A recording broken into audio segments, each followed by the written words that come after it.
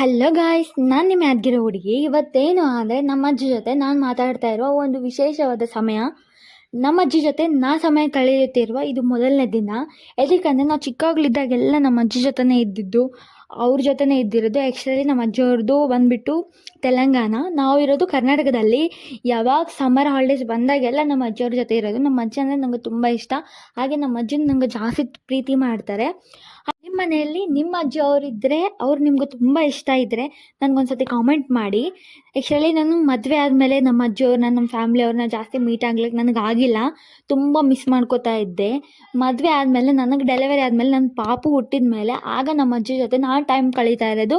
ಹಾಗೆ ನನ್ನ ಟೈಮ್ ಅನ್ನೋದು ನನ್ನ ಅಜ್ಜಿ ಕೊಟ್ಟಿರೋದು. ಹಾಗೆ ನಮ್ಮಮ್ಮ, ನಮ್ಮ ಅತ್ತೆ ಇವರೆಲ್ಲರೂ ಮೊದಲನೇ ಸತಿ ನಾವೆಲ್ಲರೂ ಕಲ್ತಿರೋದು. ಭಾಳ ದಿನ ಆಯಿತು. ಅವ್ರನ್ನೆಲ್ಲರನ್ನ ನಾನು ತುಂಬ ಮಿಸ್ ಮಾಡಿದೆ.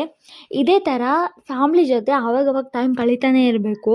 ಎದಕ್ಕಂದರೆ ಈಗಿನ ಜನ್ರೇಷನಲ್ಲಿ ಫೋನ್ಸ್ ಬಂದಮೇಲೆ ಮಕ್ಕಳಾಗಲಿ ದೊಡ್ಡವರಾಗಲಿ ಯಾರೇ ಇರಲಿ ಫ್ಯಾಮ್ಲಿ ಜೊತೆ ಟೈಮ್ ಅನ್ನೋದು ಕಳೆಯೋದೇ ಬಿಟ್ಬಿಡ್ತಿದ್ದಾರೆ. ಬಟ್ ಆ ಥರ ಇಲ್ಲ. ಯಾವಾಗಲೂ ವೀಕೆಂಡಲ್ಲಿ ಒನ್ ಟೈಮ್ ಆದರೂ, ಯಾವಾಗಲೂ ತಿಂಗಳಿಗೆ ಒಂದು ಸತಿ ಆದರೂ ಫ್ಯಾಮ್ಲಿ ಜೊತೆ ಮೀಟ್ ಆಗಿ, ಹಾಗೆ ಪೇರೆಂಟ್ಸ್ನ ಚೆನ್ನಾಗಿ ನೋಡ್ಕೊಳ್ಳಿ.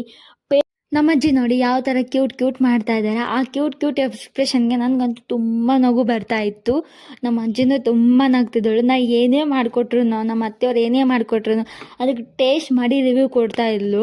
ತುಂಬ ಚೆನ್ನಾಗಿ, ತುಂಬ ಕ್ಯೂಟ್. ಆಗಿನ ಕಾಲದ ಮನುಷ್ಯರೇ ಬೇರೆ. ಅವ್ರನ್ನಲ್ಲಿರುವ ಸ್ವೀಟ್ನೆಸ್, ಅವರಲ್ಲಿರುವ ಕೈಂಡ್ನೆಸ್ ಯಾರಿಗೂ ಇರಲ್ಲ. ಅವ್ರು ಹಾಗೆ ಯಾವಾಗಲೂ ಸುಮ್ಮನೆ ಕುಳ್ತಾರಲ್ಲ, ಏನೋ ಒಂದು ಕೆಲಸ ಮಾಡ್ತಾನೆ ಇರ್ತಾರೆ. ನಮ್ಮ ಅಜ್ಜಿ ಆದರೆ ಇಷ್ಟು ವಯಸ್ಸಾದ್ರೂ ಸುಮ್ಮನೆ ಕೊಡಲ್ಲ. ಯಾವುದೋ ಒಂದು ಕೆಲಸ, ಏನಾದರೂ ಒಂದು ಕೆಲಸ ಮಾಡ್ತಾನೆ ಇರ್ತಾರೆ. ನನಗೆ ಖಾಲಿ ಸಿಕ್ಕರೆ ಕಂಪಲ್ಸರಿ ಫೋನ್ ಅಂತೂ ಕೈಯಲ್ಲಿ ಇದ್ದೇ ಇರುತ್ತೆ ನನಗೆ. ಬಟ್ ನಮ್ಮ ಅಜ್ಜಿ ಆದರೂ ಫೋನ್ ಅನ್ನೋದು ಜಾಸ್ತಿ ನೋಡಲ್ಲ. ಅವರಿಗೆ ಫೋನಿನ ಬಗ್ಗೆ ಮಾಹಿತಿನೂ ಗೊತ್ತಿಲ್ಲ. ಆ ಕೆಲಸ ಮಾಡಲ, ಈ ಕೆಲಸ ಮಾಡಲ, ಏನು ಕೆಲಸ ಮಾಡಿದರೆ ಇವತ್ತು ಪೂರ್ತಿ ದಿನ ಹೋಗುತ್ತೆ ಅಂತ ಕೆಲಸ ಮಾಡ್ತಾನೆ ಇರ್ತಾರೆ. ಹಾಗೆ ಊರಿಂದನೂ ಬಂದಿದ್ದರು. ಊರಿಂದ ಬಂದಿದ್ದ ಸಲಕ್ಕೆ ನಮಗೋಸ್ಕರ ಮಾವಿನ ಹಣ್ಣು ತಂದಿದ್ದಾರೆ. ತೆಲಂಗಾಣ ಸೈಡು ತುಂಬ ಚೆನ್ನಾಗಿರ್ತವೆ ಮಾವಿನ ಹಣ್ಣು. ಅವು ನಮ್ಮ ಮನೆಯವ್ರಿಗೆ ಎಲ್ರಿಗೂ ಇಷ್ಟ. ನಮ್ಮ ಮನೆಯವರು ಎಲ್ಲರ ಪ್ರೀತಿಯಿಂದ ತಿಂತಾರೆ ನಮ್ಮ ಅಜ್ಜಿ ತಂದಿರುವ ಮಾವಿನ ಹಣ್ಣು.